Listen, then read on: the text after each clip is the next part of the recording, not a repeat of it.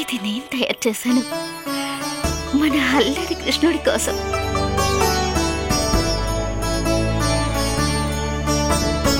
కానీ ఇది తనకు సరిగ్గా సరిపోతుందా? తను ఎలా ఉంటాడు, ఎంత పొడుగో ఇది నీకెలా తెలుసు? నాకు తెలుసు స్వామి. నా మస్తిష్కం తన ముఖార విందం అంకితమైపోయింది. నా హృదయంలో తను పెద్దవాడైపోవడం నేను చూశాను. మరైతే నాకు కూడా చెప్పు దేవకి, తను ఎలా ఉన్నాడు? ఎంత అల్లరివాడు తను దేవకి. నీ అల్లరితనం ఎక్కువైంది. నీ వేషాలింక సాగవు. అర్థమైందా? స్నానం జపం చేసుకునేదేమీ లేదా? చెప్పు దేవకి, మన కుమారుడు ఎలా ఉంటాడు? విచిత్రమైన అనుభూతి, దివ్య ప్రభతో ఉన్నాడు. సూర్యుడి వెలుగు లాంటి వెలుగు తనది.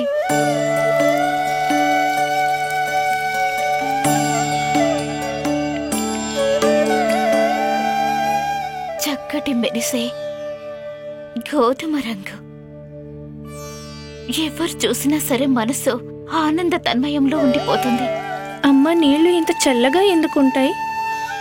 ఎందుకంటే నా కన్నయ్యకు స్నానం చేసేటప్పుడు ఆనందం కలగడానికి.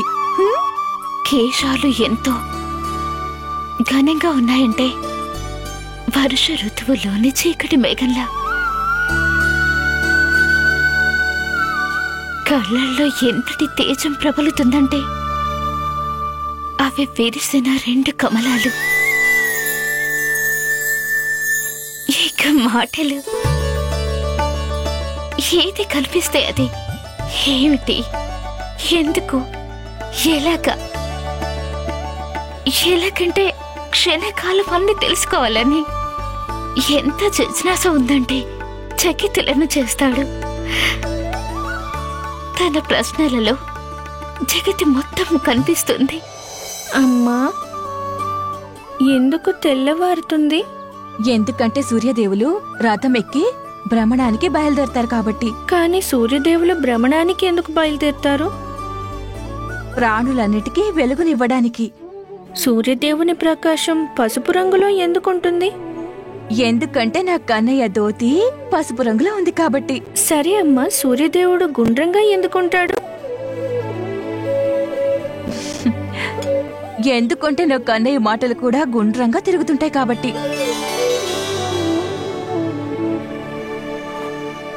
కానీ అమ్మా, నీ అంగవస్త్రం ఎక్కడ పెట్టాను నేను?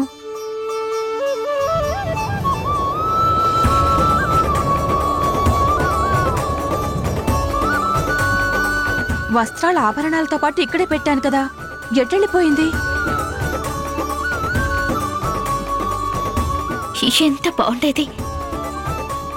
ఈ వాయువు దీన్ని ఎగిరేస్తూ నా కృష్ణుడి దగ్గరికి చేరిస్తే బాగుండు.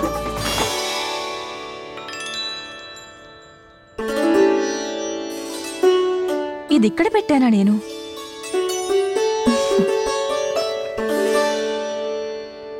ఇంత అందమైన కళాకృతి దీన్ని చూడనే లేదు నేను.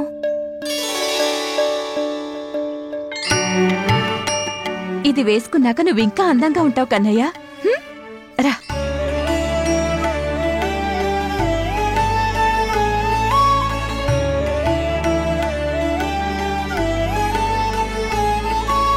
కానీ అమ్మా, ఇక చాలు కన్నా, ఇక ప్రశ్నలొద్దు.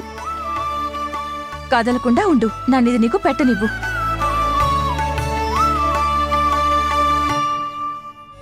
పసుపు వస్త్రధారణలో తను నెమలి పింఛం పెట్టుకుని అలంకరించుకున్నప్పుడు.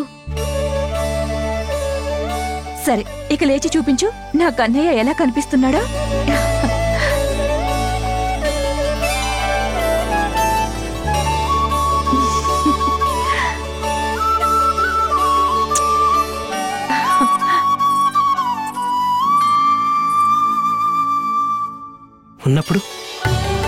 ఉన్నప్పుడేంటి దేవకి, ఎలా ఉంటాడు కృష్ణుడు? నెమలి పింఛంతో పాటు అలంకరించుకొని సిద్ధమవుతాడు.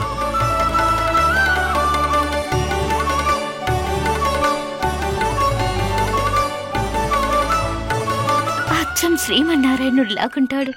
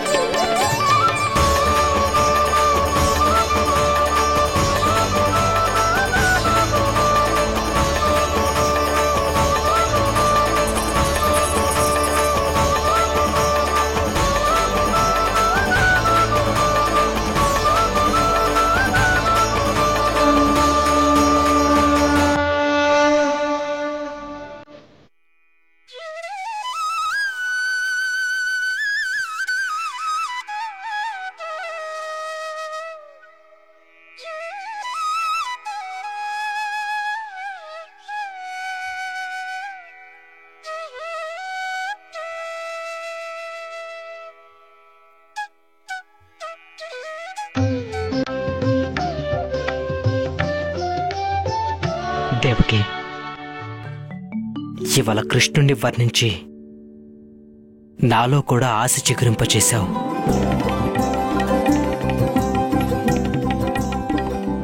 స్వామి ఉన్నంత వరకు నమ్మకం ఉంది.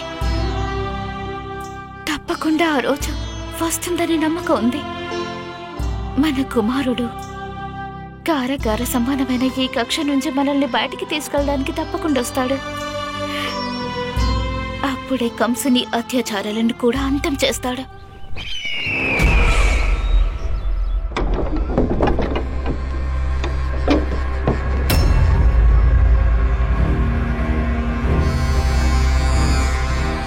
మహారాజా కంసుల వారు వేంచేస్తున్నారు. జయ జయకారాలు ఆరంభించండి. మహాసామ్రాట్ మధుర నరేంద్రులు కంస మహారాజు గారికి జై! మహారాజు కంసులకు జై! మహారాజు కంసులకు జై! మహారాజు కంసులకు జై! మహారాజు కంసులకు జై!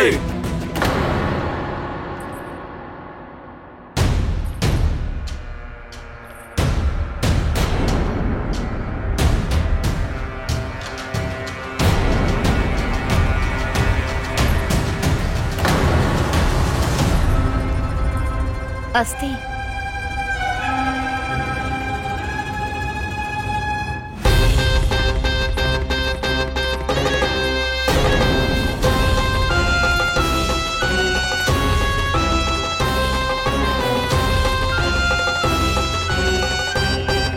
సభకు అందరూ ఇక్కడ ఉపస్థితులై ఉన్నారా? ఉన్నారు మహారాణి.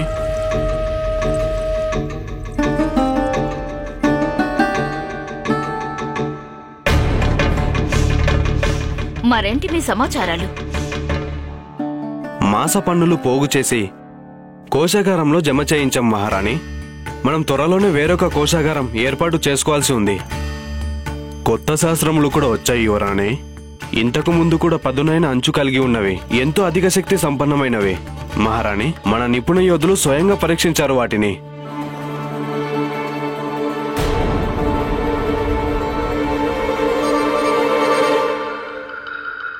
ఏమైంది అక్లాసురా? నీ దగ్గర సలహాలు సమాచారాలు ఏమీ లేవా? సమాచారం తప్పకుండా ఇస్తాను మహారాణి. కానీ ముందు మహారాజు గారి గురించి సమాచారం తెలుసుకోవాలనుకుంటున్నాను.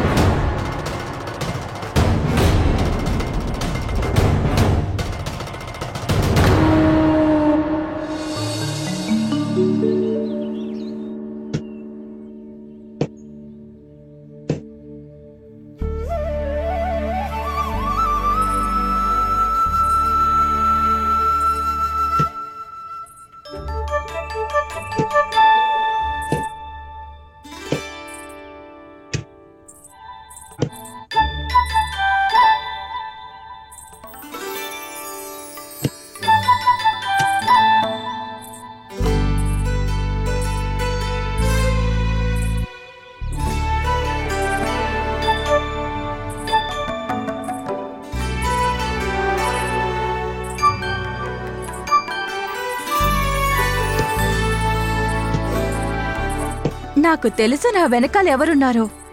అమ్మా,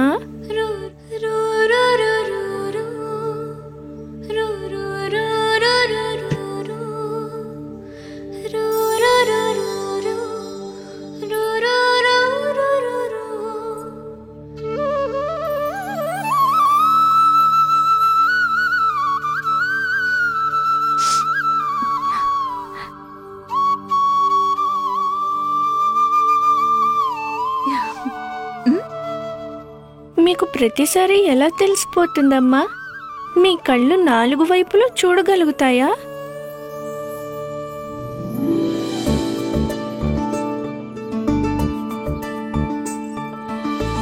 కనపడనివ్వకండి ప్రభు. చెప్పు, నీకేం కావాలిప్పుడు?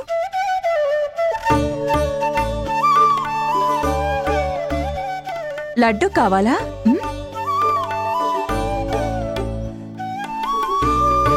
మరి బూరెలు కావాలా? అయితే నీకు ఖచ్చితంగా మీగడ వెన్న కావాలి. మరైతే నువ్వే చెప్పు కన్నయ్య, నీకేం కావాలి? నాకేం అవసరం లేదమ్మా, నేనే ఒకటి ఇవ్వాలని వచ్చాను. అవునా? మరైతే ఇవ్వు.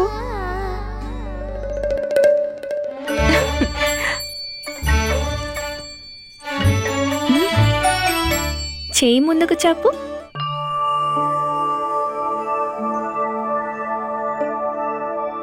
ఇది మీకోసం మాల కట్టి తెచ్చాను. నిజంగానా? కన్నయ్య, ఇది నువ్వే కట్టావా? అయితే దీన్ని నువ్వే నా చేతికి కట్టు.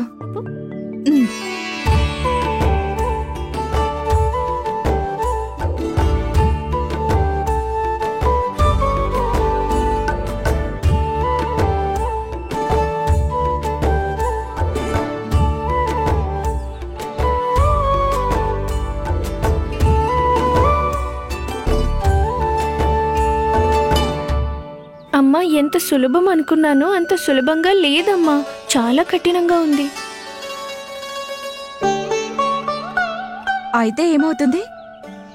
కన్నయ్య ప్రతి కష్టాన్ని సులభం చేయడానికి అమ్మ ఉంది కదా, నేను కడతాను.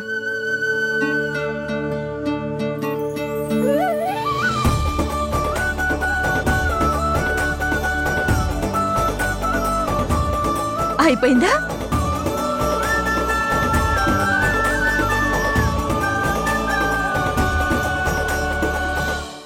అమ్మ, పూలింత అందంగా ఎందుకుంటాయి? ఎందుకంటే అవి నీలాగే అందంగా ఉంటాయి కాబట్టి. మరి ఈ పూలు ఎలా వస్తాయి? మొక్కల నుంచి. పూలన్నీ మొక్కల నుంచే వస్తాయా? అవును కన్నయ్య.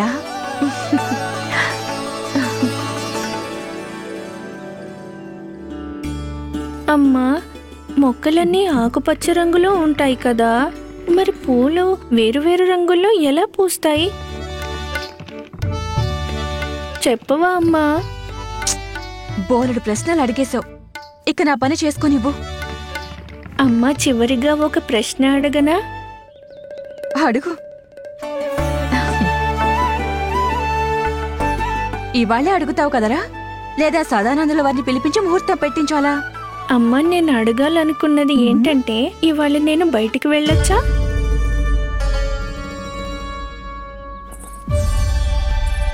పొద్దున్నుంచి అందుకే పూలిస్తున్నావు కదా, దాంతో అమ్మ ప్రసన్నమైపోయి సరే అంటుందని. నువ్వు సరే అన్నావా? వద్దు అన్నాను కదా, ఖచ్చితంగా వద్దు. సరిగ్గా విను, బుర్రలో కూడా వినిపించుకో.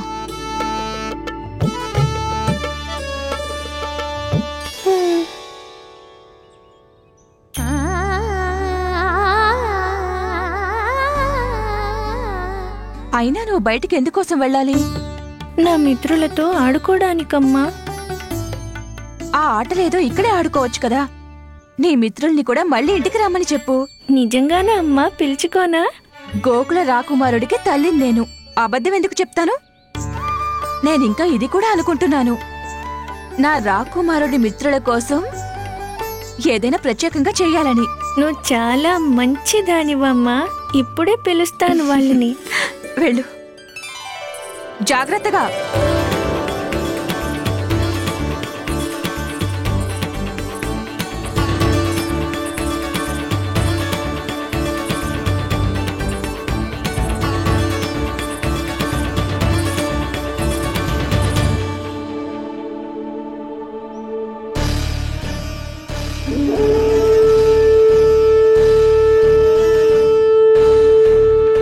వచ్చాడు, వచ్చేశాడు, తను వచ్చేశాడు. ఏమైంది అక్కలసురా? నీ దగ్గర రాజ్యం కోసం సలహాలు ఏమీ లేవా? సలహా తప్పకుండా ఇస్తాను మహారాణి. ముందు మహారాజు గారి గురించి తెలుసుకోవాలనుకుంటున్నాను. అక్లాసురా, నీ మర్యాద ఏమైపోయింది? వాళ్ళ నిలబడి మాట్లాడండి. నువ్వు రాజసింహాసనానికి సమాధానం చెప్తున్నావని మరవకు. సింహాసనం పైన సింహం లేనప్పుడు మర్యాద అనే ప్రశ్నే ఉండదు. నేను నిలబడి పూర్తి వినయంతో సమాధానం చెప్పేవాణ్ణి. నిజంగా ఇక్కడ మహారాజు కంసుల వారు ఉండుంటే. గత 3 సంవత్సరాలుగా ఈ సింహాసన భారాన్ని మోసింది ఎవరు? మహారాజు గారి ప్రతినిధి రూపంలో మధురని ఎవరు సమృద్ధిగా, అధిక శక్తిశాలిగా చేశారు? చెప్పండి, ఎవరి హస్తాల్లో క్షేమంగా ఉండగలిగింది మహారాజు కంసుల వారి రాజ్యపాలన? ఇదే కదా నా ప్రశ్న మహారాణి. సామ్రాజ్యం కంస మహారాజు గారిది, సింహాసనం కంస మహారాజుల గారిది. కానీ అదృశ్యమైంది ఎవరు? స్వయంగా కంస మహారాజు గారే. మీరే చెప్పండి మహారాణి, మహారాజు గారు ఎక్కడున్నారు?